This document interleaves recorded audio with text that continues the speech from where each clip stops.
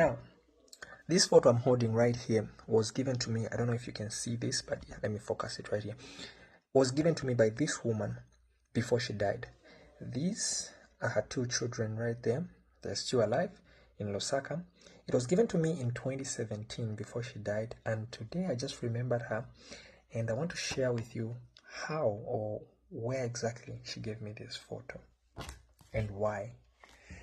So, back in 2017, she gave me in 2017 this photo, if I'm not mistaken. 2017, that's roughly 8 years ago. I think let's see, 2017, 18, 19, 20, 21, 22, 23, 24, 25.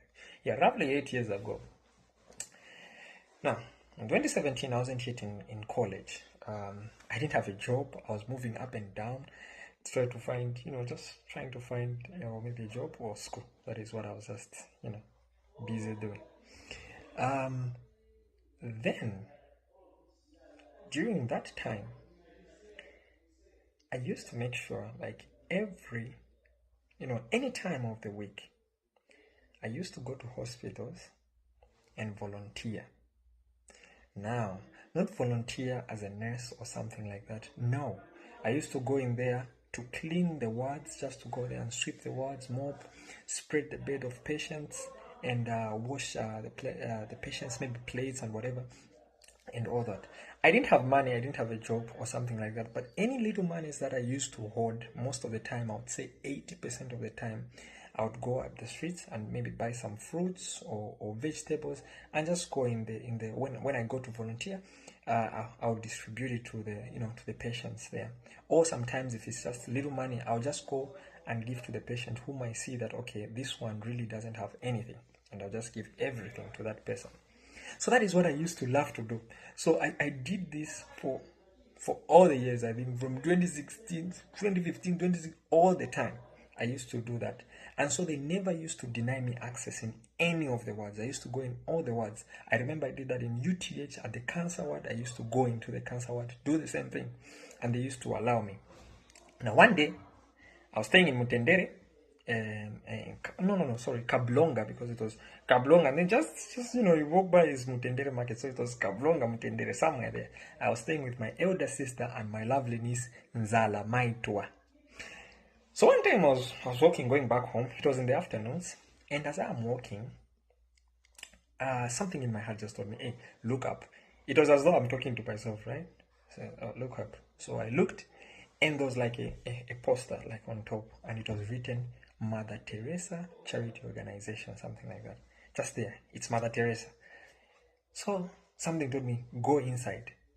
Now, it was as though it was just me talking to myself. So I just went inside there, and I knocked. It's fenced, there's a gate there, it's secure, so I just knocked, and the guard just peeped outside. He's like, what do you want? I was like, I didn't even know what to say. I just ended up saying, I don't know, I want to see what's happening inside here. So the guard opened, he asked me like my names and everything. So I told him, I said, I just saw a poster outside here, and I thought this is interesting. I just wanted to see what's happening in here. I've never been here. So I said, I can't let you, but maybe let me try and call the sister. There are Catholic sisters inside there. So he called her, and then she came, and she basically asked me the same thing. Like, okay, what do you want? This, what's your name? So I introduced myself. I told her I just saw this poster outside, and I just wanted to know what's happening inside here. And just like that, she was like, okay, I can go and show you around inside. Okay. So from there, guys, first of all, Mother Teresa Charity Organization there in Lusaka, they are doing an amazing job. Anyway, she took me to the children's ward. So at the children's ward, they're like babies there, like months-old babies, maybe that were abandoned by their mothers. We don't know where their mothers are, just like that. So they keep them there. They try to feed them. And then there are all sorts of types of children, different ages. They are orphans, They took me to the female wards. There are sick people, abandoned people with no what, everything, like different types of people there. So I was like, oh, after the tour inside there, so I told her that, oh wow, this is amazing, and I started telling her that I also do like some volunteering. I love to go to the hospitals, and just clean up and just do any work that you have for me. I would love to help out. That's what I told her. She was like, oh, nice. You can come on the weekend on Saturday, and you can help out and the cleanings and whatever. I said, okay, good, but I'll come tomorrow because I don't have anything. So I'll just jump in tomorrow. I'll come. She was like, oh, no problem. Just feel free. This is open. This is now your home. And yeah, the following day I came in. I told the guard when going out, I was like, so I'm coming tomorrow. So yeah, the sisters allowed me. I said, okay, good. So I came in the following day. I think, I don't know. It was a weekday. I know it wasn't a weekend, but it was a weekday. So I went in there. And yeah, I started with the female ward because that's the first one. And so I went in there, I went around 7 to 8, somewhere there, 7:30 to 8. So I'd already found the patients had already gone out and they were having some breakfast. So I went in there, I started spreading their bed, in each ward, there are like, 30 to 40 patients in there. And not all of them are patients. So some of them are just maybe widows, elders, or people that are just, that don't have homes. And some are patients. They're like sick.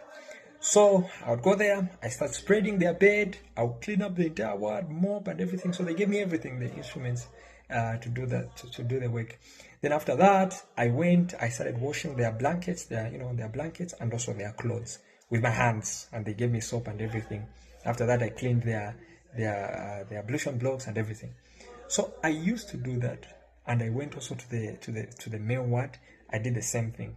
So it would take me like more hours. There were also other people that were like, I wasn't like alone. There were some other maids, maybe like 2, that were like the workers in there. So I would join them, and then we'll do that. And then after I finished doing that, sometimes I also help out like with like serving them food and everything. At their cafeteria. So they will sit down and and so that's how I started introducing myself. And then I started coming like almost every day now. Like at least I'll just maybe one day I don't come, the other day I come, just like that. So they got so used to me. So I just never used to go there and clean. After cleaning, I will do my work and then I just go back. No, I would sit down with them, listen to their stories, chat with them and everything. I volunteered there for almost two years actually. Every single day. I'll make sure on Saturday I used to go there. Every time on the week, if I'm not busy, I'll just go there. And every time I have like money. So my niece used to work somewhere. So she used to give me sometimes like 100 kwacha or whatever, she gives me some money. And trust me, about 80% of that money, I would go maybe buy some clothing or some food. Because there are some people in there I knew because I started knowing them personally. They'll be like, I don't like this food. Can you this and that? I like this food. So sometimes when I'm listening to what they are saying, I would go there and just surprise them with that type of food they like, and then they'll cook for them in there. Or sometimes I just get some clothing there, some clothing that I see, or socks, like, little things. I didn't have enough money. So I'll just go there and just, give out to those I know that I truly need. So I'll do that. Or if I have enough, I'll do it for everyone. So I used to do that for 2 years, like 2 consecutive years. I would be going there, and I loved doing that. And now they got so much, became so close to me to the day that I announced to say, okay, I think now I am going. I'm no longer going to be coming here because I'm supposed to go now to school. It went darkness everywhere. They started crying and whatever. Some had, high blood pressure because of that. So I had to go back and lie, basically, to say, okay, I'm joking. I'll still come back again so that they can cool down because, they became so close to me. So I used to do these things. I remember I used to cut people's hair. I would, wash their clothes, wash their beddings, every single thing you might think of. And not only did I do that, I would also be chatting with them. And whatever they teach me at church, this would be an opportunity to teach them also. Like I would teach them the same thing of love one another in here, be kind to one another, forgive one another, forgive your family, forgive anyone that did bad to you, just forgive. So that was my message to them. But I would chat with them for like from 8. After I finish, I'll stay there up to maybe like 5 to 6 p.m. until I complete it, because they used to sleep like around 6. So I'll go there. After they sleep, I'll pray with them and then I leave. That's what I used to do. I would leave them there sleeping sometimes. And so it went on until this woman now, she gave me this photo. I used to communicate with her, until she gave me this photo. She had cancer. So after she gave me this photo, she was like, please remember me in this. The day before she died, she called me and she was like, I know I am going, and just remember me. I've left my kids there, and so please just be praying for me. That's how she gave me. Vamake Sam. That was an Mbamake Sam. One of the kids there is Sam.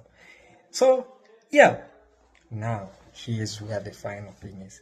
And also, the children's one also. I used to go to the children will love me.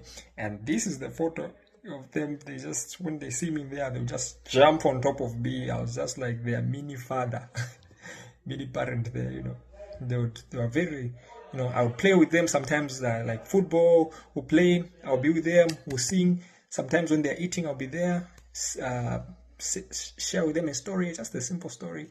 They'll be eating, I'll make sure that everyone eats, because that was the most important thing for them. Like, they should eat.